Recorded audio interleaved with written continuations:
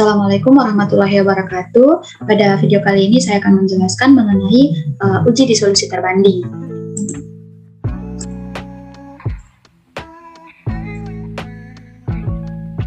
Sebelumnya, izinkan saya memperkenalkan diri. Nama saya Ucin Rahmiati Limude dengan NIM G701-19077 dari kelas B kelompok 3. Video ini dibuat bertujuan untuk memenuhi tugas pada praktikum biofarmaseutika farmasi. Sebelum masuk terlebih dalam atau terlalu jauh, kita harus ketahui terlebih dahulu apa sih itu disolusi dan apa sih uji disolusi terbanding itu. Disolusi ini merupakan proses di mana suatu fase padat, misalnya tablet itu menuju ke fase larutan. Sedangkan untuk UDT atau uji disolusi terbanding itu merupakan pengujian yang kita gunakan untuk memastikan ekivalensi dan sifat-sifat produk obat. Itu maksudnya misalnya kita melakukan pengujian antara obat inovator atau obat pembanding dengan obat yang akan kita uji. Nah, kita lakukan pengujian apakah dia memiliki bioequivalensi atau memiliki persamaan atau kesamaan, kemiripan. Maksudnya kemiripan ini sama-sama memiliki efek terapeutik. Itu efek terapeutiknya itu sama. Itu maksud dari bioequivalensi. Itu adalah maksud dari tujuan dilakukannya uji disolusi terbanding. Nah, untuk tujuannya itu kita bisa mengetahui perbedaan profil disolusi dari berbagai obat yang sudah beredar untuk kita bandingkan kemiripannya antara obat A dan obat B untuk kita lihat apakah dia ada bioequivalensi atau tidak. Nah, untuk syaratnya tingkat ketelitiannya itu kurang dari 10 dan tingkat kemiripannya TF2 itu lebih dari 50. Nah, selanjutnya ini adalah gambar dari alat disolusi. Nah, alat disolusi ini ada di laboratorium. Untuk gambarnya bisa teman-teman sekalian cari di internet karena sudah banyak sekali tersedia di internet. Nah, untuk alat dissolution tester ini itu cara kerjanya dia berdasarkan tekanan, di mana memberikan tekanan pada tablet sehingga dapat kita ukur dan kita tentukan berapa jumlah tablet yang hancur. Seperti itu. Nah, selanjutnya untuk monografi obat atorvastatin. Untuk monografi obat atorvastatin ini kita mengacu pada Farmakope Indonesia edisi 6. Pada Farmakope edisi 6 itu sudah ditentukan untuk monografi atorvastatin itu pH mediumnya 6,8, volume medium 900 ml, toleransi waktu 30 menit, dan nilai Q-nya itu 70%. Seperti ini saya berikan di sini. Nah, untuk disolusi pada tablet atorvastatin itu media disolusinya 900 ml, dapat fosfar itu pH 6,8 dan toleransi dalam waktu 30 menit itu harus tidak larut kurang dari 70%, itu Q-nya. Nah, lanjut sekarang syarat keberterimaan uji disolusi. Nah, untuk syarat keberterimaan uji disolusi ini kita masih mengacu lagi pada Farmakope Indonesia edisi 6, di mana di sini sudah saya sertakan. Ini adalah hasil screenshot dari Farmakope Indonesia edisi 6. Ini ada 3 tahap untuk uji keberterimaannya, itu ada tahap 1, tahap 2, dan tahap 3. Di mana pada tahap 1 itu jumlah yang akan kita uji 6 tablet ini sudah ditentukan karena kita mengacu pada Farmakope. Terus untuk kriterianya itu tiap unit sediaan tidak kurang dari Q tambah 5%. Berarti kalau misalnya obat kita atorvastatin, Q-nya kan tadi sudah saya jelaskan pada monografi itu 70%, berarti 70 tambah 5%, jadi 70%, berarti tiap unit sediaan ini tidak bisa kurang dari 70%, seperti itu. Untuk S2-nya 6 tablet juga, di mana kriterianya rata-rata dari 12 unit, S1 ditambah S2, itu sama dengan atau lebih besar dari Q, dan tidak boleh 1 unit pun kurang dari 15%, kurang dari atau lebih kecil dari Q kurang 15%. Misalnya seperti tadi, untuk atorvastatin, Q-nya 70%. Nah, kalau misalnya 70 kurang 15% kan 50%, berarti untuk syarat keberterimaan pada tahap 2 itu tidak bisa untuk data obatnya itu kurang dari hasil dari Q kurang 15% ini 50%, seperti itu. Nah, untuk S3 untuk rata-rata dari 24 unit, S1 tambah S2 tambah S3 adalah sama atau lebih besar dari Q, tidak lebih dari 2 unit sediaan yang lebih kecil dari Q kurang 15%, dan tidak 1 unit pun lebih kecil dari Q kurang 25%. Nah, misalnya kita melakukan pengujian terhadap data obat, terus pada tahap S1 itu ada yang tidak memenuhi kriteria, atau kan saya sebutkan tadi di sini 70% tidak memenuhi 70%. Berarti kita lanjut ke tahap kedua, ke tahap S2. Kalau misalnya masih sama, tidak memenuhi kriteria, maka kita lanjut ke tahap 3, ke S3 ini.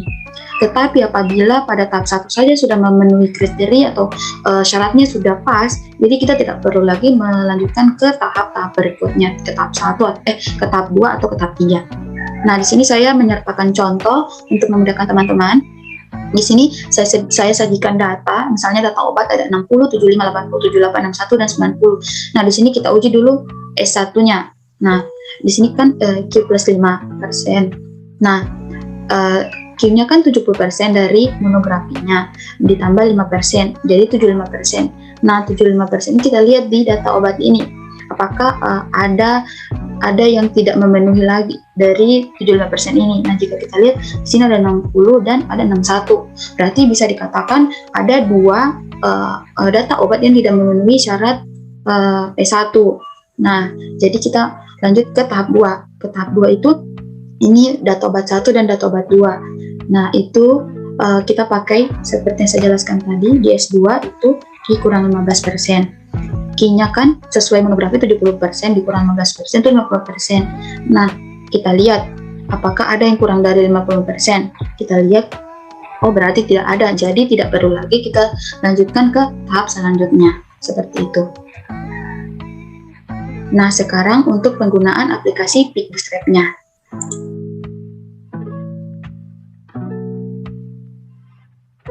Untuk aplikasi PeakBootstrap-nya itu saya tampilkan. Nah, seperti ini.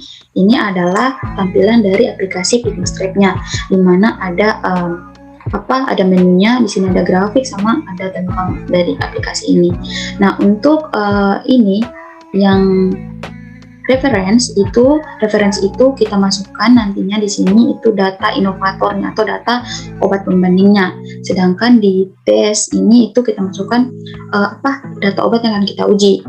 Nah, misalnya di sini saya sudah sediakan kita masukkan inovator atau atorvastatin karena untuk referensinya atau untuk sebagai pembanding atau inovator.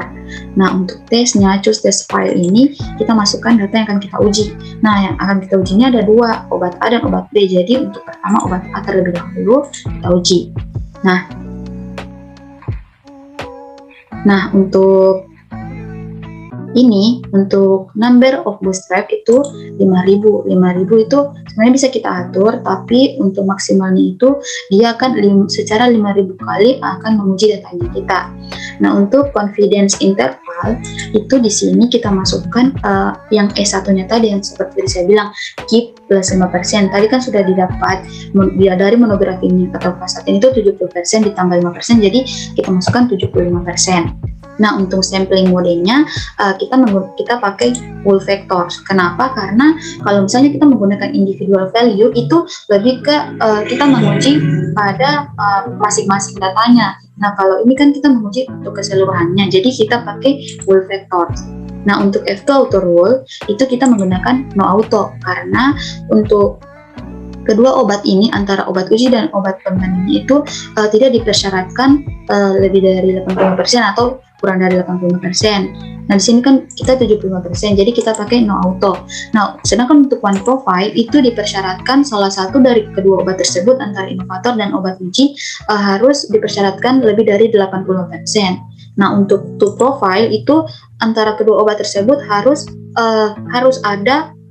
keduanya itu dipersyaratkan 85%. Jadi karena kita itu tidak dipersyaratkan lebih dari 80%, jadi kita pakai yang no auto. Selanjutnya kita start. Nah, sudah muncul untuk F2-nya ini sudah ada. F2-nya 81,45 itu terkonfirmasi similarity atau sama. Sebentar saya share untuk di sini menurut Food and Drug Administration yaitu pada F1 itu rentangnya 0 sampai 15 dan F2 itu berada pada rentang 50 sampai dengan 100. Nah, kita lihat pada hasil bootstrap-nya kita.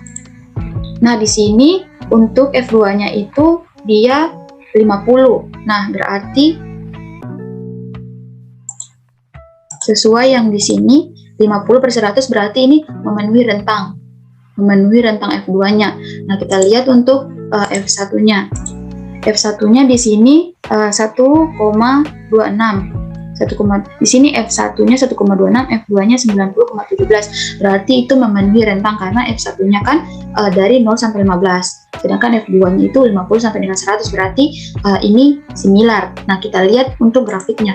Nah, dari grafik saja sudah menunjukkan tidak ada perbedaan yang signifikan. Itu tidak jauh sekali perbedaan kedua grafiknya ini.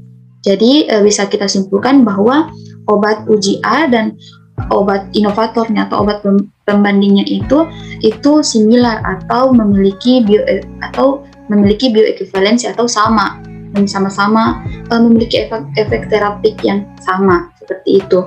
Nah, selanjutnya kita akan menguji ke obat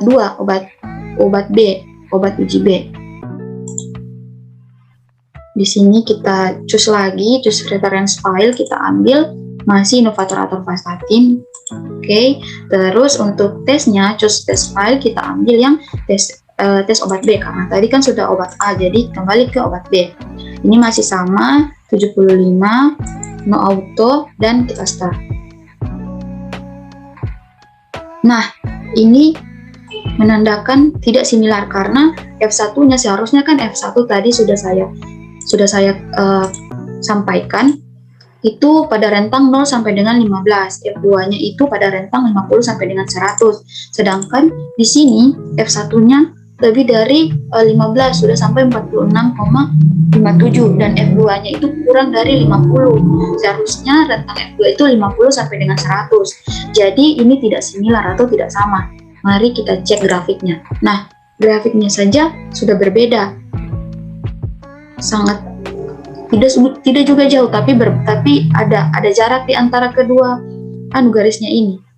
Jadi bisa kita simpulkan bahwa untuk obat uji B dan inovatornya itu tidak similar atau tidak bioequivalensi. Seperti itu.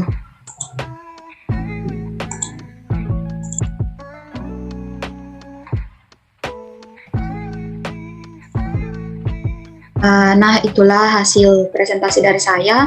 Lebih dan kurangnya saya mohon maaf. Wabillahi taufiq wal hidayah. Wassalamualaikum warahmatullahi wabarakatuh.